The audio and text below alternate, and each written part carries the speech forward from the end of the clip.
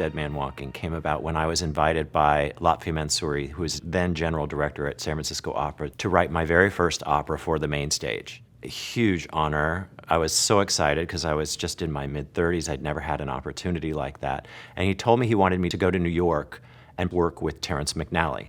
We had a lunch where he said, I have 10 ideas. I'm going to read you all of them.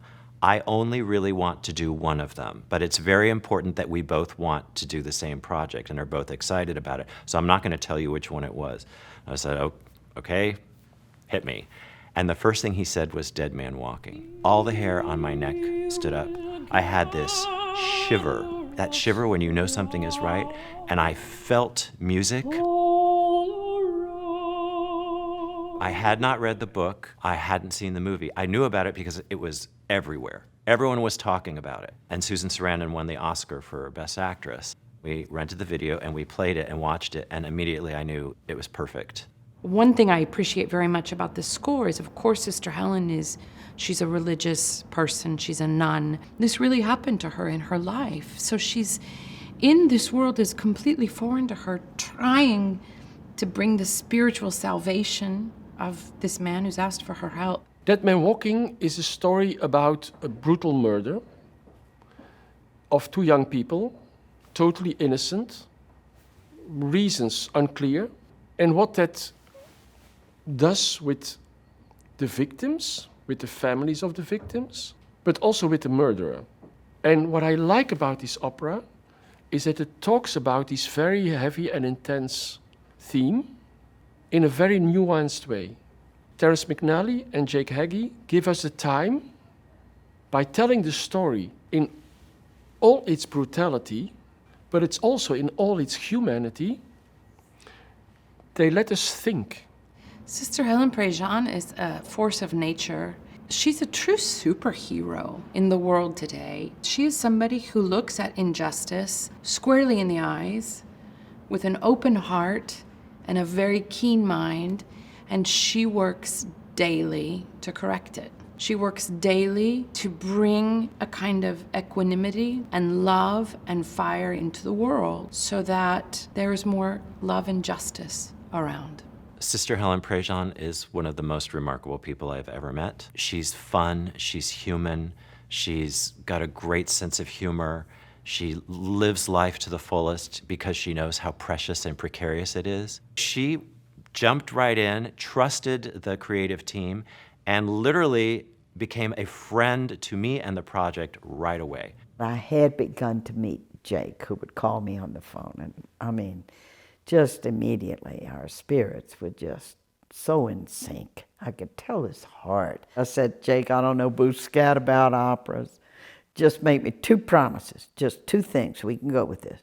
One is you're not going to do that atonal song. We've got to have a melody. Promise me that, and that redemption's at the heart of the story. And he said, you got it.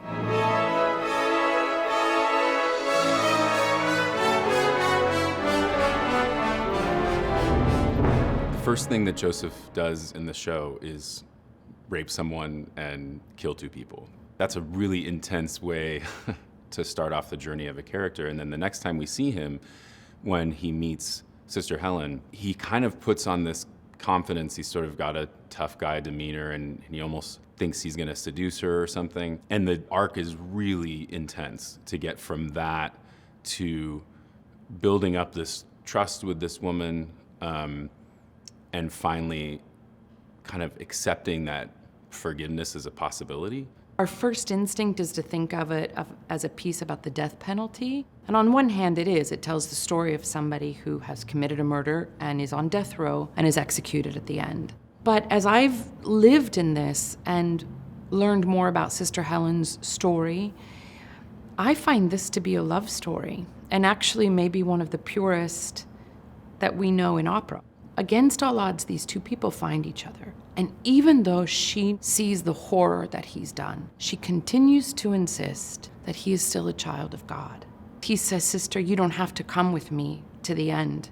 You don't have to come with me into that room because it's going to be painful for you, and I want to spare that for you. And she looks right at him and says, Joseph, when they do this thing to you, I want you to look at me. and I will be the face of Christ for you. I'll be the face of love for you. I want the last thing you see in this world to be It's the love of one human being for another human being that I stand for your dignity. I stand for who you are. And love meaning I'm actively loving you. I am coming to visit you. I'm sending you letters. I am here for you.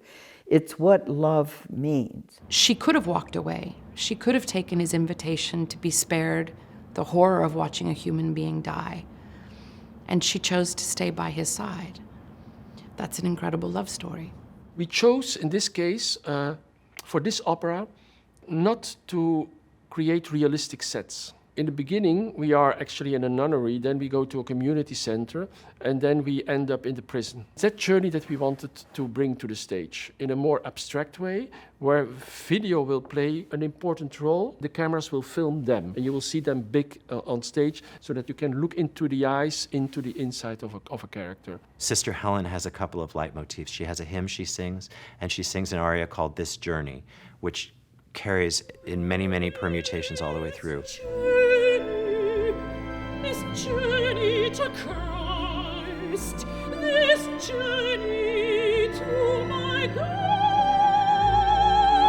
There's a theme built around Joseph Desrochers' name.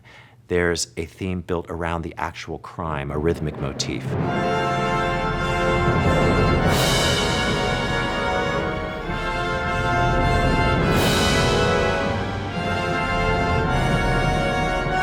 There is a hymn that really becomes almost a leitmotif, but it's the place where Sister Helen keeps returning to when she needs strength.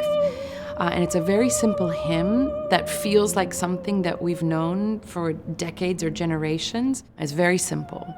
It's the first thing she sings, and it's the last thing she turns to the audience to sing after the execution. And it's, He will gather us around, all around, by and by, you and I, gather us around.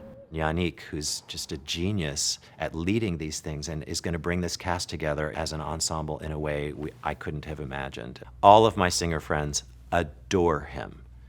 He is a real theater conductor. He's a singer's conductor. He understands the connection. He understands dramatic pacing innately. I think the opera raises a lot of questions but doesn't answer them necessarily. It just brings you into the story. I've seen people who were dead set on the death penalty afterwards say, well, I may have to rethink this. And then I've seen people say, yep, I was exactly right. We should have the death penalty, and this is why. I've seen people go all different kinds of ways, but what's great about it is they get to make up their own mind about that. We're not telling them. What I love about the opera is the fullest expression of art, because it's live drama where you're following the story, and it's also music that instructs the heart. It brings us to places we don't even know we have.